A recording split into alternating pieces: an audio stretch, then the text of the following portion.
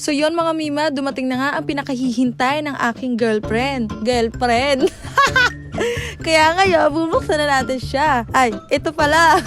Medyo pinahirapan nga ako ng cover na to kasi paulit-ulit yung plastic niya. At ito na nga, dumating na nga ang Mowbray Polygel. Ito nga pala yung para sa mga ayaw mag-extension. At ang sunod ko namang nakita ay ang Sun Mini UV LED Nail Lamp. Color pink na rin ang binili namin para parehas dun sa box namin. Meron na rin siyang 6 LED maximum power of consumption 6 watts. At next, bubuksan ko na nga ang sumunod na plastic. At ang una ko nakuha ay ang 1x180 na liha for shaping and French tip to guide beginners. And it is what it is. Ang una natin nakuha ay ang top coat for finished product para maging mas matibay, mas makinis at protected ang kuko ni client. At ito naman ang finger foam and clip mga mima para maiwasan magdikit-dikit ang mga daliri. There's have a small damage but not a big deal. At ito na nga ang pinakahihintay namin, ang polygel molding dahil 1 to 15 size ang lengthing niyan. Merong top coat, meron ding base coat para maiwasan madamage ang original nail ni client. And syempre, meron ding brush to blend the polygel. And the last one mga mima, meron din tayong cleanser plus